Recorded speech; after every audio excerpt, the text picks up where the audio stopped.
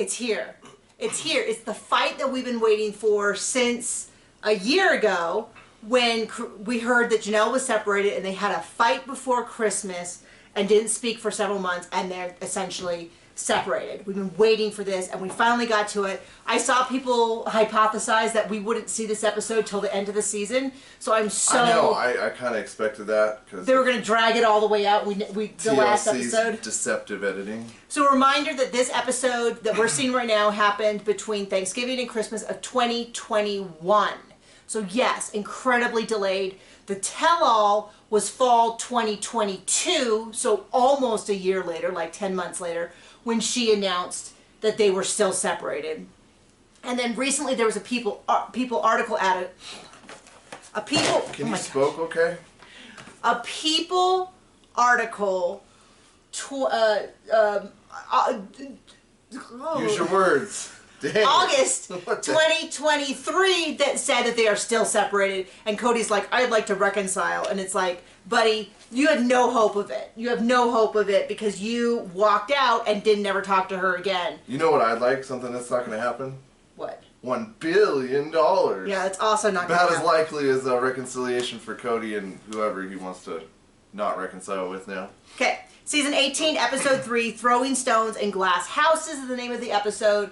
Thank you for everyone who's returned, all the new people. If you would like to watch any of our rewatches or our original recaps, below in the description is we started recapping season 7 with Mary Drops a Bomb when Mary wanted to go back to school. I started initially alone and pretty early on dragged John in. He has slowly become more engaged over the years. And the recaps have also gotten slowly longer. We've also started a rewatch. We're up to episode 4. We also have a Patreon where if you want to watch us watching the episode, we recorded our live reaction to the episode. That's available on our Patreon at the $10 and $25 level. We also have the rewatches 2 weeks early, but we are thrilled if all you do is join us here on the YouTube and watch this stuff here. We also have 90 Day Fiancé, Seeking Sister Wife, Seeking Brother Husband. We've done so many shows over the years. We've done Ink Master. We've done... You wrote some books, and I wrote some books. If you like what are called cozy mysteries, which are like Hallmark mysteries, they're not excessively gory, they're not excessively violent, there's no cursing, there's no sex, they're called cozy mysteries. I have one of every variety. I have them in paranormal, I have them in space, I have them contemporary, as we call them. You can go to any vendor, including your library. You can search for my name, Nikki Haverstock, and if it's your library, you can just say, hey, could you get any of her books in? We have them in paperback, ebook, and many, many audiobooks. Not all of them are in audiobooks. Okay. So let's get to the important stuff first. Cody wears gloves. Cody drinks hot water. Cody uses really big words that I don't think he understands. They use amiable, not amicable, and he uses culpable and uses gaslight extensively. I will say the gloves were a flashback. So I don't know if they count according to our Glove Watch 2023. I mean, if it's in the episode. Okay. So here's the deal, which is there's 3 main parts to this episode. Normally there's lots of like little filler scenes. No. First of all, they have, I'm going to kind of lay out the thing and then we'll dive in. The first, I don't know, quarter, whatever, was him with his buddies doing a little PR spin control about how he's actually a good guy and he's self-aware. And then there's the fight with Janelle where he completely shows that he has no self-awareness and any ability to take any responsibility. And then where him and Robin go over to Mary and force her to pick sides. That is my snide impression of what happens. And I've been told to keep it on track and not jump around. Who said that to you, honey? Who could possibly have said that? The Wicked Witch of pre-filming. No, I did say at least if you're going to jump around within each section. Some people get mad and they're like, you guys are terrible to watch. And then I helpfully delete the comment and help them off the channel. We don't care. You don't have to like us. I do not think everyone has to like us. It's totally understandable. I just don't understand the idea of like telling me that you don't like me. We're trying to get through the comments, but between this and TikTok and the fact that I have 2 other jobs, I'm a little overwhelmed, a little tiny bit on the edge of burnout. So I apologize if I haven't gotten to your comments John likes to kind of check them. I like to check them. I try to respond, but it's really common for it to be like, oh, I'm going to respond to them later when I'm not in the middle of chasing my son, and then I can never find the comment again. So I apologize. Thank you so much for everyone who's commenting. We see most of them. We don't get a reply to barely any of them. So it starts off with he's going to Oklahoma. Can't be away from his tender age kids for very long, but he can spend a week in Oklahoma with his brother, who does not speak a word the whole time. Did you see him say anything? Do I care? I'll have to go back and watch, but as near as I can tell, the brother doesn't say anything. And then his friend Nathan, who's a polygamist and divorced. And then Brian, who is the one that he went to Oklahoma before to be in his wedding, which was so much more important than everything else. That's the wedding that he went to where he officiated. Everybody else the rules don't apply when Cody doesn't want them to. I know. That's absolutely true. So he's talking to them about his divorce. And he's mostly, to me, this whole thing, my impression of it was that he was doing some spin control. He was sitting around with his guys in a place, and he was like, yeah, maybe I screwed up, and there's some mistakes. And it just really felt like nothing he was actually going to carry forward, but like... It was a bunch of horse crap. Yeah, it really did feel like it. So then he talked about that he's angry, it's like a civil war, all of this stuff. This is all boring. I mean, I could skip all of this. Yes, that would be the word for it. Boring and stupid. He said his first thing was to go online. I wondered if this was filmed this was filmed after the show last season started, and I'm wondering if he got pushback because he made a manosphere comment last season, and people were like, oh, he's an incel, he's clearly, like, he hates women, those are really dangerous areas, you can Google it, they're all fringe areas. So he makes the comment that he went on a man-loving, woman-hating site. Yeah, and that it might have been a mistake, and I wondered if he said that specifically because he got bad pushback from him saying it on the show. Because this episode, I think more than any other episode I've seen, has an awareness that they're on a reality show and they see stuff on the reality show. Because we've always said for years and years and years... Fighting the urge to jump ahead, but okay. Okay. For years and years and years, they've had this thing where they say stuff on TV and we, the viewers, say, oh my gosh, when this airs, they're going to be so mad. And then it would air, and they'd watch the tell-all, and they'd be like, oh, well, you know, whatever, sometimes Cody gets mad. And it was infuriating. But this episode really kind of highlighted that, because he referred... Instead of just the wind blowing between his ears, he's got a thought or two. They're not good, but they are thoughts. Yeah, so he says, you know, all these men walking away from women, and then he said maybe it was poison. I'm going to say a few things this episode that I hate saying, which Cody's poison? No, is that yes. He is right. That going online to these places and listening to them was bad idea. He admits that. I don't think I think he said that. I don't know that it actually changed his mind any. But he said a lot of things with these guys that I would say objectively he is correct. Like he said that. He said things like when Christine was super upset, maybe instead of going, how dare you be mad at polygamy, it's giving you everything, including me and your children and your family. I should have said, wow, I'm really sorry it's so hard. How can I help? He is correct. That would have been, rather than crapping all over her, he should have been supportive. He is correct. Yeah, but that wasn't, I mean, But we know who he is, and so him just saying it in front of his guy friends means... nothing. Right. Well, his word carries this much seriousness. I mean, he clearly lies. There's a couple examples in this episode where he lies. But we know, we have on tape last season where he told Christine if she tries to leave without getting a custody agreement, the state would take her from him. Take Truly away from Christine. And he admits in a thing, he's like, I just have to get creative to get my way. That's called lying, buddy. And that is not some virtuous aspect. Words are hard today, huh? I really am struggling. I am sorry. I thought I pulled that off a little better. Well, let's just see what insecure Nikki looks like. You're fine. So he's fully admitted there was at least 2 times last season where he admitted that him being creative is him lying to get his way. But it's funny because he was very creative this episode. Well, he says it like somehow we would be, like he's not sneaking through Border Patrol to get Jews out during the Holocaust.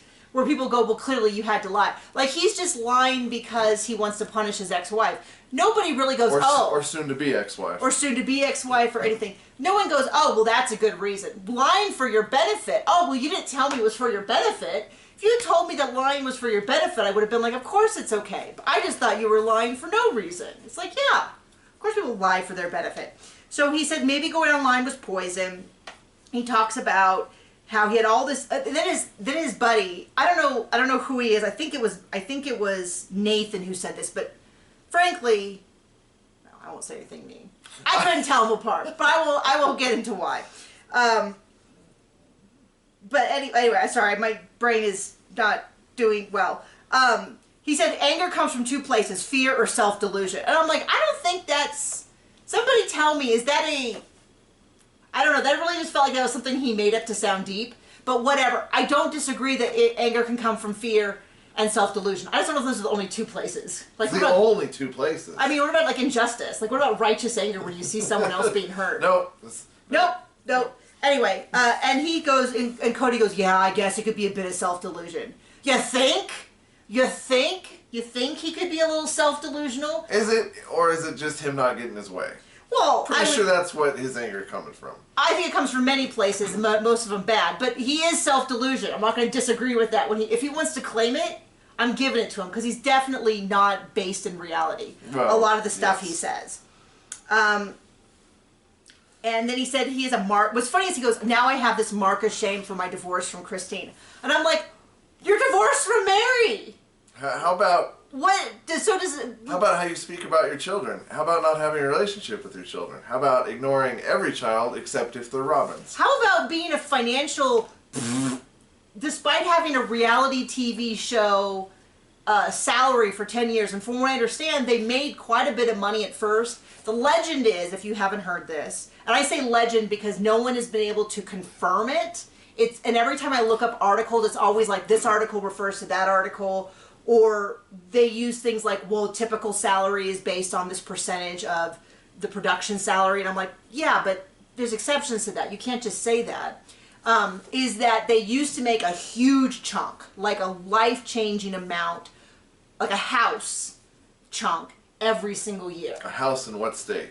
And well, more than what they had. So I heard it was like 800,000 is what I heard. That's a house. That's what I had heard. Now, like I said, I didn't want to quote it.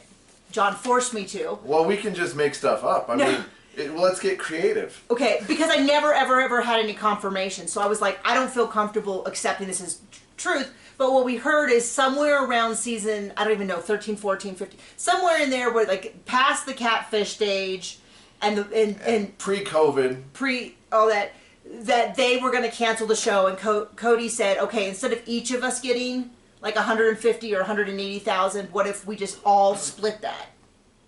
That is still a huge number for what I consider to be not a job. And then much easier to steal from the family and give it to Robin. Yeah. So, but that means if they got, let's say $500,000, they got for 10 seasons, that's $5 million. There's no reason they shouldn't have owned all those houses outright, even having that many children. He needed his convertibles. I mean, well, I think a lot of it, I know a lot of it went into Sister Wives Closet. And I know that a certain amount of them went into his business ventures and stuff like that. But I mean, they really just flushed a lot of money in Sister Wives' toilet, didn't they? But the idea is that he says he has this mark of shame from Christine being divorced. But it's hilarious to me. He's already divorced from Mary. So, like, it's just so weird because he's like, my big mark of shame is that I'm divorced from Christine. And it's like, you mean because it's your second divorce? Because you've lost 2 wives now. His big mark of shame is that he's a terrible person. Yeah, I mean, yeah, exactly. That's absolutely it. So, they're talking about how this is standard. And then, this is what bites my butt, is Robin's like, it's so important that he goes on this trip. You know, so he's gone for a week. But he said he couldn't be away from Isabel. Well, they were all 6 feet apart and wearing masks. Yeah, they were all super duper careful. Well, I do want to point this out though, because in the whole, I know some people don't care about this, but in the whole discussion about why aren't they filming inside Robin's house, they're like, well, maybe it's COVID. Well, this episode alone, we saw Cody with 3 people in another state inside a house. We saw Cody inside Janelle's small apartment. So clearly it's not Cody being inside. But when Robin's there, they have to sit outside. So anyway, those of you who are trying to track the mystery of why they can't film it, they don't seem to be filming with Robin inside other than the interviews, ever. And they don't film inside Robin's house. So there you go, you track that. So this is, he used to go all the time for Testosterone Tuesday, which I feel like this idea, I do think people need time away from their family with friends. It helps to keep perspective. I think it's mentally healthy. But I'm just going to go ahead and say that if you choose to have multiple wives, maybe a little bit less. This idea that he had to go out every Tuesday to go hang out with his dudes when his wives were at home with newborns. Well, he was very busy at home, not fathering, helping to cook or raise the children. So, right. I mean, he definitely needs a break from doing nothing.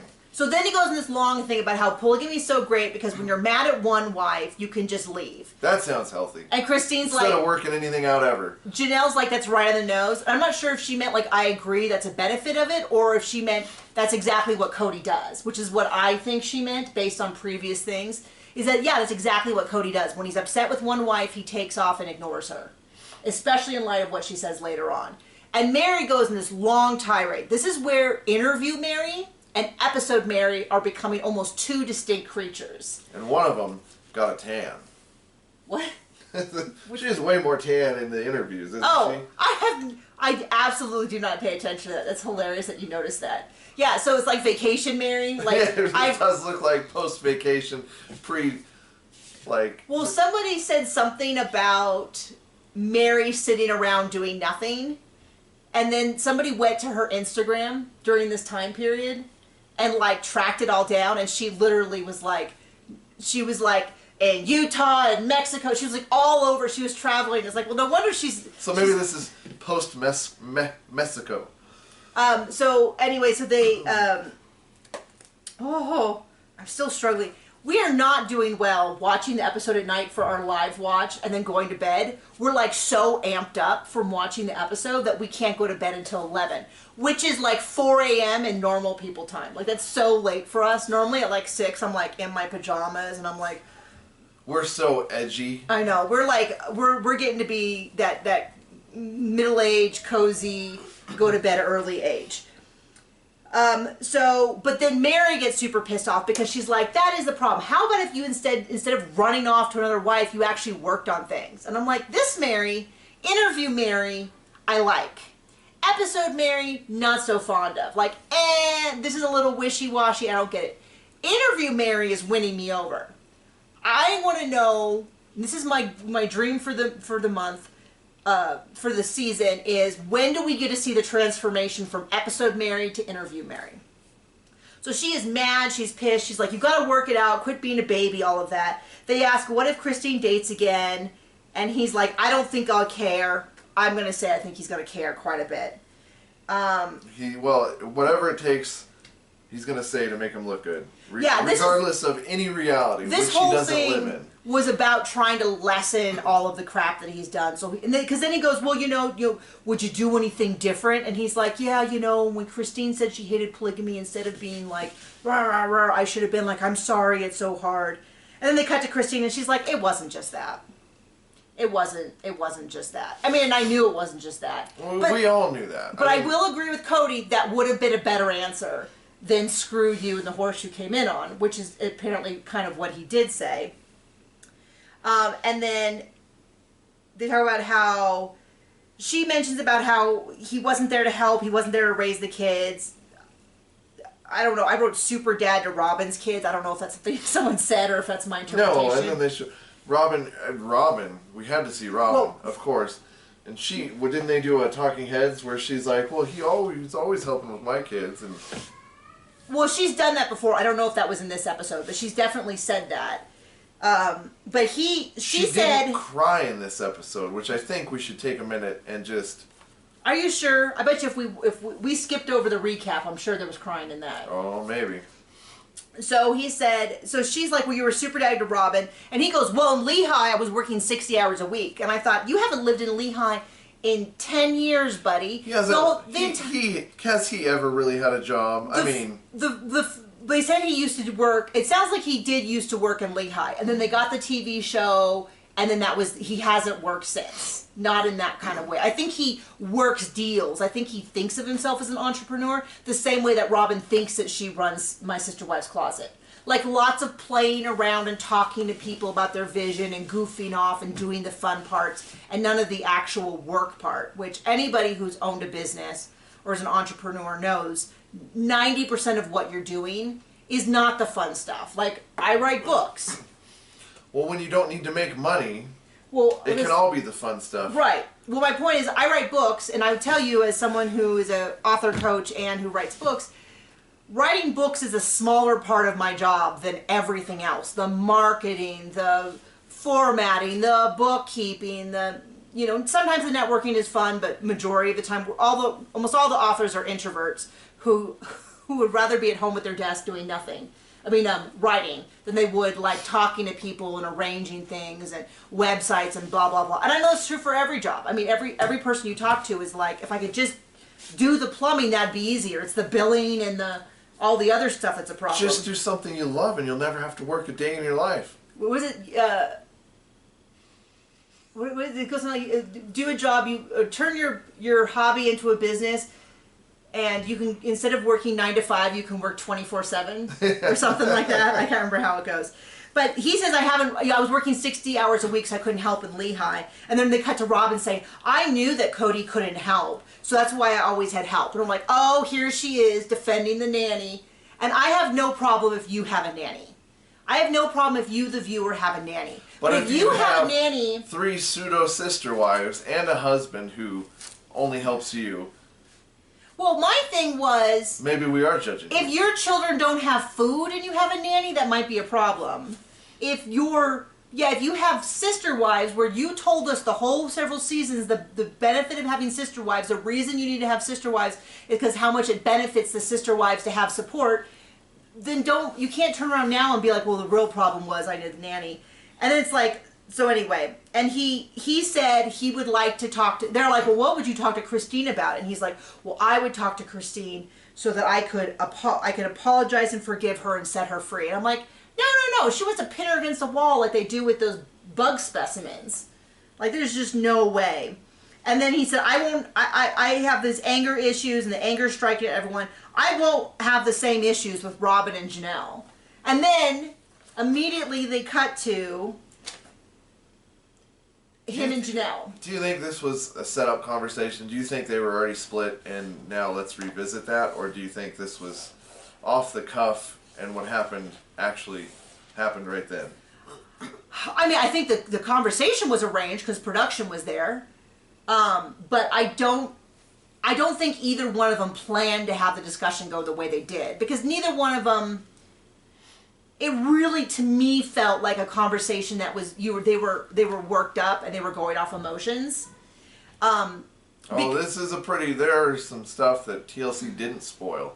So there was some pretty big Let's bits. get into it. First of all, Cody comes in because he's the Ice King and he's so cold, so he's got to make a big deal about how he warms up by drinking hot water. So, because we care. One of the things that she points out somewhere in the episode is that he was in Oklahoma for a week. And he did not call or speak to her the whole time he was gone. He walks in the door and he's like, "Whoa, it's so cold, I can't get warm." And my thought was, well, you're wearing a leather jacket, which is like more of a fashion piece. Walking in, was he wearing that jacket? I don't remember that. Well, he put it on when he left. Maybe he took it off before they started filming. But my thing was, she is already 90% checked out. Like, she is pissed because she barely looks at him. He comes in, he's rattling away. She's like turned sideways on her computer. It's like, well, what are you doing? She's like, work. And I was like, ooh, he is not picking up the warning signs. But she is not Team Cody right now. She is definitely I would say if she was a dog, I would tell you, don't get too close to that dog. That dog wants to bite. Like, she is not in the mood for it to begin with. Now, remember, I don't know if that's the analogy you want to use. Well, she definitely has. How about if she was a horse? You'd say that horse's head is kind of high. Watch out, he's about to kick. Like, she's not. Because you kicked it for so many times, right? Well, I will say this is well justified in both of those cases. This is not. stabbing with your spurs just 'cause. I mean, we've gotten way off on horse analogies. But the point is, her body language is saying, if you have any hope of this conversation going well, you need to be engaging with her a lot more sincerely than you do right off the bat. Because off the bat... I think he gets pretty sincere, pretty quick. It's just not good or nice. But it's like, hey, you're not doing what I want, so I'm mad at you. I said, she's working, he's bitching about the cold, she is checked out. So... What I wanted to point out was, I don't know when she had the conversation with Christine, when Christine was there, but it had to be recently. And that conversation with Christine, because the same Christmas tree, they put up the Christmas tree. Oh, the Christmas tree was up? I don't remember. The Christmas tree was up, because remember he had a big deal, that's one of the first things that he says. Oh yeah, it's a small Christmas tree. You have a small Christmas tree, and she's like, well, we're going to take it to the Airbnb.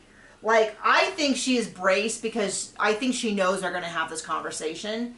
And she has already got the full armor on of, like, we're going to have this discussion and it's going to be what it's going to be. And it ends in hugs and kisses. Well, she had already talked to Christine about whether or not she's not sure if she wants a relationship or not. And he comes in with this energy of like, well, if she doesn't do what I say, I'm just going to leave her. That'll really show her. And she's already got like her bags packed and 1 foot out the door. So he makes a comment about the tree being small, which really felt like really bad first step. Like, oh, let's just definitely start with a real dig at her. Hey, there's a big pile of poo. Let me just step right in it. And trap it through the rest of the conversation. And so she says the bit about the Airbnb. They very quickly get into... He hasn't spoken to the kids. He keeps arguing. They keep having this argument about whether or not the kids need to apologize. Janelle makes the exact point that I've made a couple of times, which makes me feel good that my interpretation at least is consistent with her experience, which is he can say they don't have to apologize, but what he's asking of them is essentially apology. They need to call him, and they need to have a conversation until the issue is resolved. And by resolved... He means say come they were grovel wrong at my feet and say you're sorry to Robin. Yeah, I mean, clearly what he wants is for them to apologize, but he keeps saying, I don't want them to apologize. She's like... We just need to have a conversation where everybody says, I was wrong and you were right. Until we clear the air. And she's like, you know, for a long time we couldn't get together because of COVID. You had COVID. You said once we had COVID, I mean... You can get COVID many times. So this is kind of a little confusing to people, I think, now in 2023. You can get COVID many times, and it can kill people 2 or 3 times in. It definitely happens. So it's still dangerous. But we didn't know this in 21. Well, I was following some... I guess if you weren't doing a lot of research on it, we weren't quite sure. But he said, well, now that I have COVID, I don't... Now that I'm immune, I don't care anymore. He did say that. He did say that last season. And she goes, you know, as soon as you got COVID, the whole conversation changed from we can't get together because of COVID, because now we can't get together because the boys need to apologize. Okay. And he just keeps saying... I took that back. I made that clear. And then he said at some point, I apologize for saying they need to apologize. And she says, no, you didn't. And he goes, yes, I did. She goes, no, you didn't. And we certainly never saw him apologize for saying they need to apologize. He's getting creative. And then it all comes back to, why hasn't he called any of them? She says, well, why don't you call them? And he goes, the phone works both ways. And of course, I'm like, you're a 50-something-year-old man. No. With kids. We use that term loosely. What, man? Yeah. Oh, you're going to say 50-year-old. I was like, I think he is 50-something. He's 55 or something. And there's the whole thing about, you can call them, the phone goes both ways, and they just circle around this. Was she disrespectful? Was you know, then he says that she's gaslighting him, and she says she's gaslighting him. The rules that he never gave her. She asked in March, they got him by November. And he's like, you keep saying that, that's not true, we were discussing it every day. But he said on camera, I mean, there was lots of times on camera. And then she said, and this is something I think people forget when they discuss this. She goes, we followed the CDC rules, but you said they weren't sufficient. CDC rules. And he did not disagree with that. He just said, we discuss them every day, so you can't say that you didn't know about it. And then he accused her of talking behind his back and poisoning the children. Well, and then he said, called her the Teflon Queen, which I feel like is something he said. This is the part where it started to feel like they were fighting not just about what happened, but what was said in interviews. This is the first time I've really felt like because is this the part where he turns to the camera and goes, tell them how I whatever. Not quite yet, but it was all, we can talk about this out of order because none of it really made sense. It was just lots of grievances. He's mad that she didn't respect him. He's mad that she didn't respect him. She's mad that he is cutting off her children and then telling her she has to pick a side. And she's like, of course I'm going to pick my kids, because the other option is what, hang out with you and Robin and your kids? You know, like that kind of thing.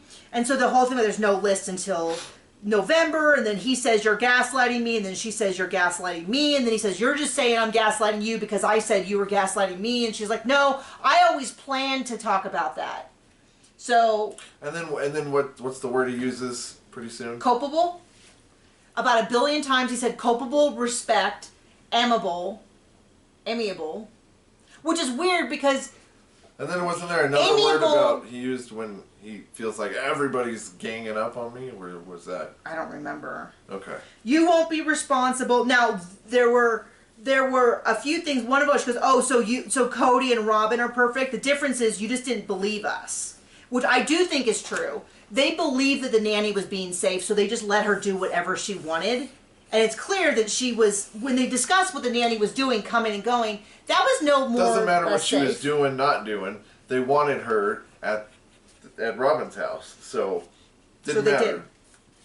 Did. And then the whole thing about there was a whole thing about, this is what I really wanted them to get into, because the whole COVID thing is just a front.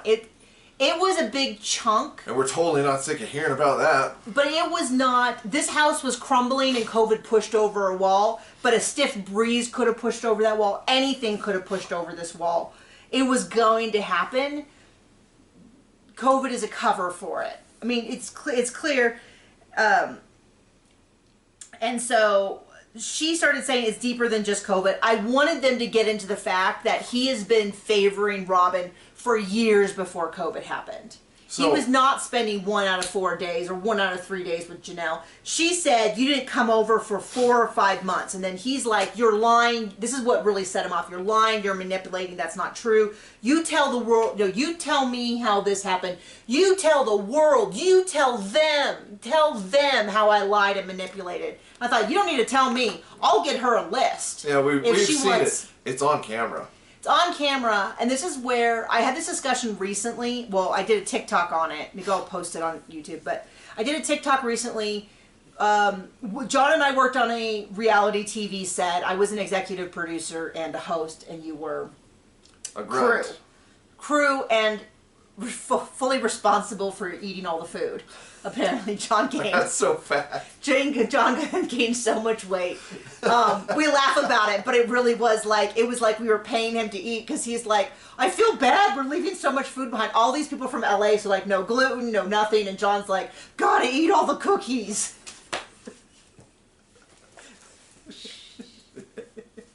No, it's fine. Gaining weight is nothing to be ashamed of.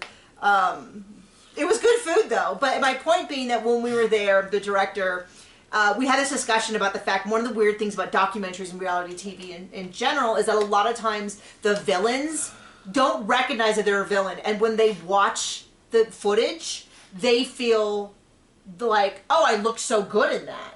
And I think there's a story, I think it's called, someone told me it was called Jesus Freak. It was a documentary about people at a really fundamentalist camp. That was like really kind of like, woo. I've never seen the documentary, but when they showed the documentary to the people, they were like, wow, we look so good in it. Like, that's exactly accurate to what happened.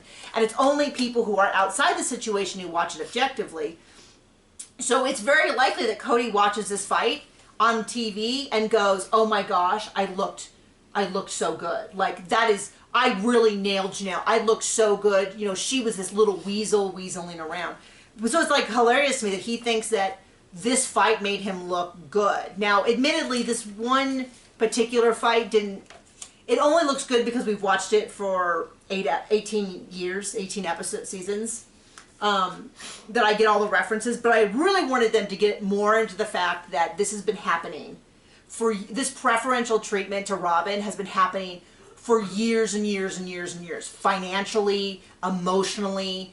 If she has a problem, it becomes everyone's problem. The whole deal about no one ever invited Robin in, and it's like, you know. Well, I mean, she was so nice about feeding everybody else's kids, and certainly didn't put a note up on the fridge saying, ask before you eat my food, right? Yeah. Yeah, nothing like that. And then, I mean, really, if we've seen anything, it's that she's only good for wetting a pencil.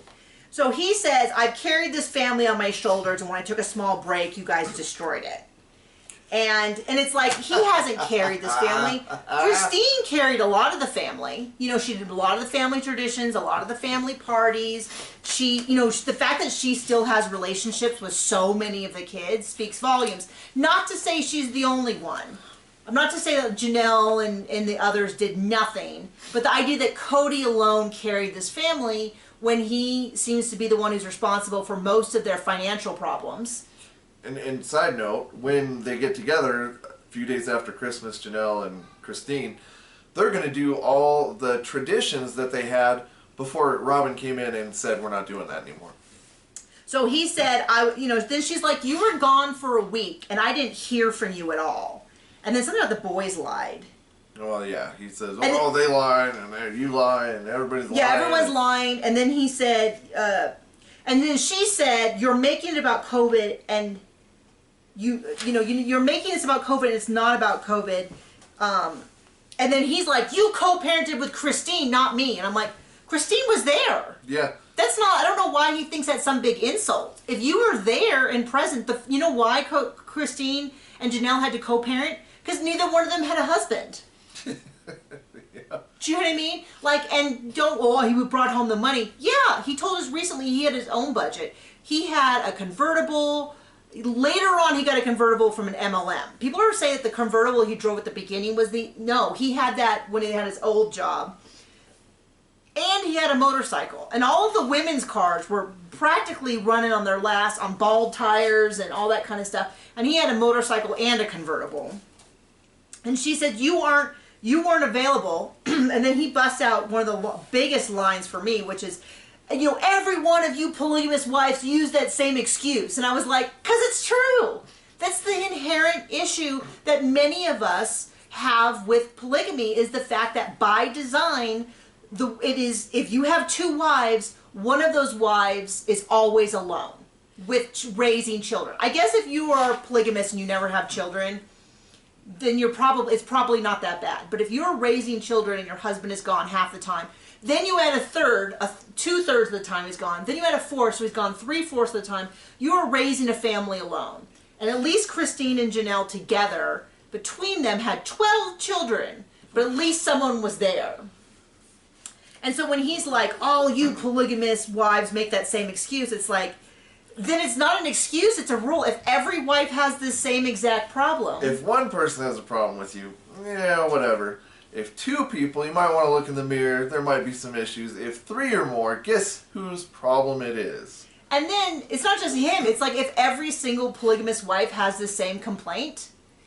Maybe it's not a good system. Maybe it's not, this is part of the reason why so many of them leave. So there's a whole lot of, you need to apologize, you made everyone think that I'm bad. Yeah, he certainly didn't do that on his own. You cheated me out of the family. And this is what's ridiculous. Even if you ignore, which you shouldn't, but unlike Cody, you shouldn't ignore Savannah, Gabe, and Garrison. They have 3 other children. They have Hunter, they have Logan, and they have Maddie. Why doesn't he have a relationship with them? COVID didn't affect them. I mean, COVID affected them.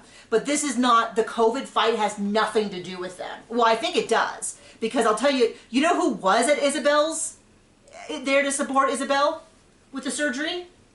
Was it Hunter? Hunter. Hunter was there. Do you know who Isabel is now living with? Maddie. Maddie. So, 2 for 2. I get an A. You have passed Sister Wives 101. You might want to prepare, because 201 is a lot harder. No, I mean, so this idea of like he's saying the same thing about Christine. Christine cheated him out of a family. Aspen and Peyton have been gone for a long time. So he has a relationship with McKelty. It's currently her fault, because him being an absentee father is totally not his fault or problem, right? So this whole, but what she says at some point in here, I don't know if I already missed it, but she goes, the complaints he's saying about me is what he said exactly about Christine and a lot of what he said about Mary. And I would like to hear more about that, because the only complaint I heard about Mary was the catfishing one, but that's not what Janelle says, which makes me think that he had a problem. Like, that was the big question mark that no one addressed, is what does she mean when she says the complaints about Mary? Because you can tell me if you know, or if you're even watching at this point. I understand if you've like zoomed out. Those of you who are here get a gold star. But she says, you know, these are a lot of the same complaints that he had about. He's doing the same thing over and over and over again, which is that pushing wives out of the family because they're not the pencil wetter that Robin is.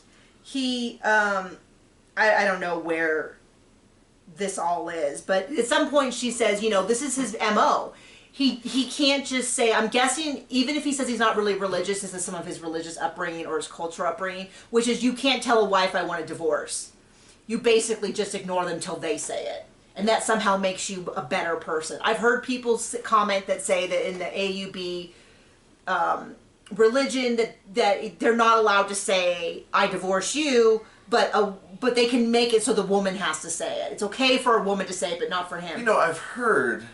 It's called neglect. Well, I've heard God judges the heart. Yeah, I know that's not true. just the mouth. So he says he ignores a person, but he can't actually say goodbye. And so he says, this is what we did to Christine, now he's doing it to me. I think he doesn't want her, but he can't say no, so he just picks fights and ignores her until she leaves. So eventually they're having this fight. He says I don't expect you to, back me up, you're not listening. And then she gets real mad and she starts cussing at him about, don't you talk over me. She uses saltier language than I would in this particular case. Well, not that I would. And that, I meant on camera. I use some salty language in person. I apologize.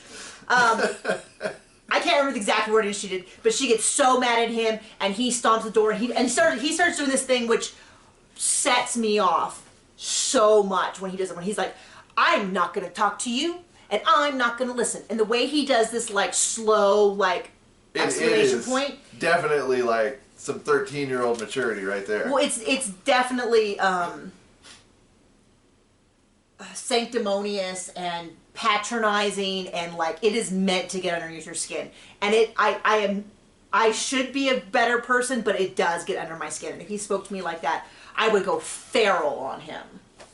I don't think he'd care, because he doesn't care about his existing wives, let alone a stranger, but it absolutely infuriates me. And so he storms out. He says, I'm not gonna listen. He says, you're not listening. He says, I'm not going to. Or what does he say? Yes, that's what he says. He said it in two parts. I'm not. And I'm not going to. Something like that. And he storms out and shows the camera, goes, shut it off. And you can see the camera, like, run away.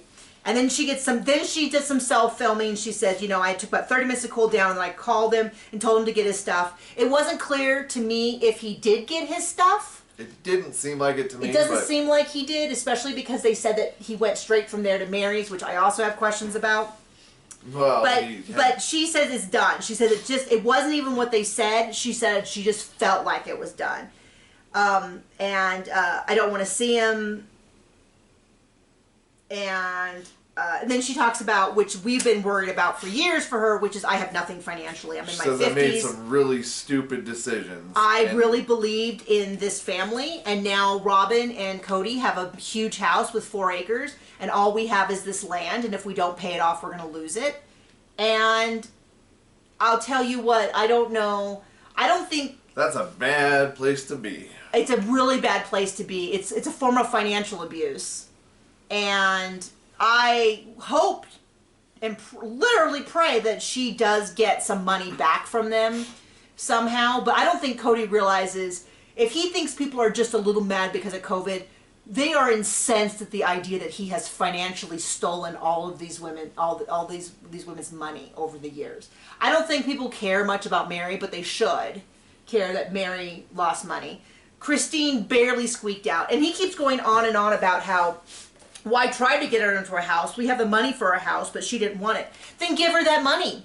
Guess what, buddy? That down payment for that house, you can just hand her $100,000. You can do that. Although I think what they do is they do some shady, super questionable, like, not quite loan shark situations, but like super, which is probably why they have no money. Super low money down, and then pay it through in insane interest or something like that. What do you think? I don't know. He doesn't seem like the brightest businessman or nicest person, so. Because people have said, well, all the money clearly goes into all the knickknacks in Robin's house. I don't think there's enough knickknacks in that house unless they're all made of solid gold for the amount of money they must have wasted. Well, how much do you think they flushed down the sister wife's toilet? Well, I mean, still a couple $100,000, but if they used to make high six figures every year for years, they should have been able to pay off those Vegas houses in 4 years, and they had mortgages on all of those. I mean, it's just crazy to me. So that's why I think that all these crazy financial deals must have been a huge amount of interest that they are just dragging through. So, I don't know what this says. Salt Lake. So Christine is, so I've read there's one little mini scene, which is Christine is saying for the first time in 27 years, we're all separate at Christmas, which I didn't remember. I thought they were apart last Christmas, but I remember, I think Christine told him, if we don't get together for Christmas, I'm leaving you. And he's like, fine, we'll do it. And they got together for that. And then Ari's birthday, then that was the last time, I think. So Garrison is with his girlfriend, making rolls. I didn't quite understand for what, but he's going to his girlfriend's house for, is it Christmas Eve or something like that? It was for a thing. It must have been filmed out of order because it's not Christmas Eve either of these two. So that always there's nothing inherently unethical with putting those scenes out of order, but it's very confusing to me. And then Garrison's talking about his dad and all that, and he looks so sad in those interviews. I'm guessing that those interviews, what they do is they get the footage together, they show them to them, and then they ask them questions. And to me, it looked like Garrison had been either crying or close to crying. So I'm guessing in these next couple episodes, we're going to see more Garrison interviews, and we're going to see him get pretty emotional because he seems really upset. But Christine just said, like, it's so important to me. These are my boys. These are the boys. They might not biologically be mine, but I raised them. And it means so much to me that they reach out to me for this stuff. And she says, this is your Grandma Janelle's recipe, which would have been Cody's mom. Right? Cody's mom was also a Janelle. Although they said it differently when they interviewed her. It's like Janelle. Oh, yeah. I don't know. Janelle's mom called the other wife Janelle, not Janelle. But anyway, so she's like, well, this is actually your Grandma Janelle's recipe, so it's yours.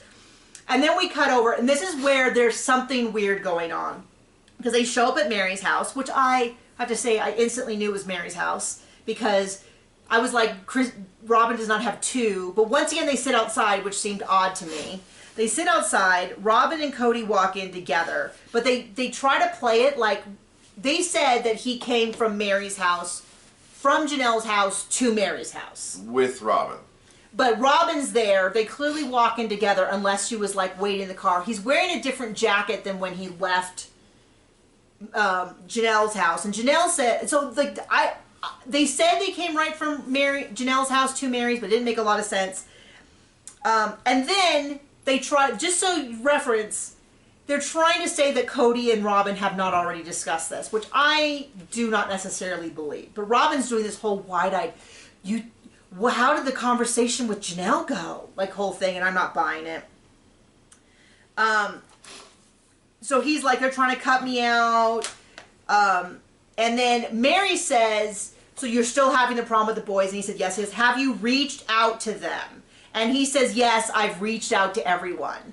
Which I do not think is true. Seems like, because, he would have said that to Janelle if there was any truth in it. But because they don't know. Because one woman doesn't care and hates everybody else, and the other woman is definitely always out of the loop. Like, he can say what he wants, but we've seen what was said.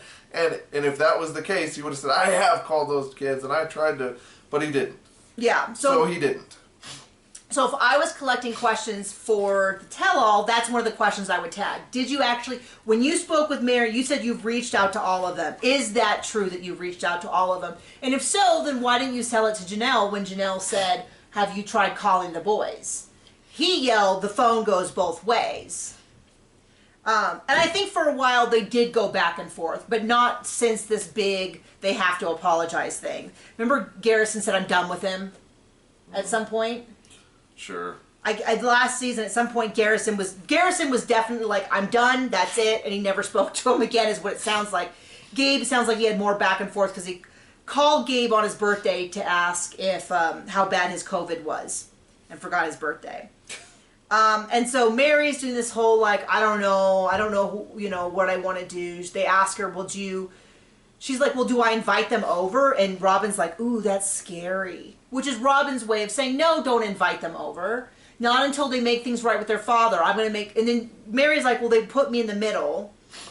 And it's like, I didn't see Janelle call you up and say that you can't have Cody over. I only saw Cody and Robin come over. Now, admittedly, Janelle hasn't come over. But this is my thing. We once again get back to the idea that these are adults. And so Mary's not going to invite them over for Christmas Eve because they always do Christmas Eve at her house. They're not going to invite them over for Christmas Eve because she didn't, as far as I can tell, she didn't call them. She didn't talk to them. She didn't say, hey, are you guys doing okay? Once again, because there's a problem with the mothers, they just treat the kids as extensions of the mothers. Like, what did Savannah do to you, Mary? And some people online have said, well, she's not in a good place with Christine. Well, Christine's not going to be there for Christmas. She's coming several days later. So I'm a little hot at Mary because these kids are going to be not invited to Christmas Eve. Like Savannah sitting there at home. Why wasn't I invited to Mary? Mary always said she was one of my moms. And now I'm not invited because Dad has a problem with my mom. What did Savannah do to you? What did Hunter do to you? Because that was one of the big things that we missed was that she said, well, when's Hunter coming over? And she says he's coming in Monday and he's going to sleep on an air mattress. And Cody seemed really mad about that. Did you catch that? He seemed really mad about everything. He did. But it's like, why don't you know when your son's coming into town? Because he doesn't talk to him. He doesn't talk to him. That's his own issue. So he's talking this thing about how Mary says he can't see anything because he's so mad. Which is true. This is where interview Mary, I'm interested in. Episode Mary, not so interested in. They're two different people. Christine says, I had to become the head of my household out of necessity. Because he's like, they're not allowing me to be the head of my household. And it's just funny because that's not, when you talk about who's the heart of a family, nobody votes on that. I mean, I guess everybody does vote with their love and attention.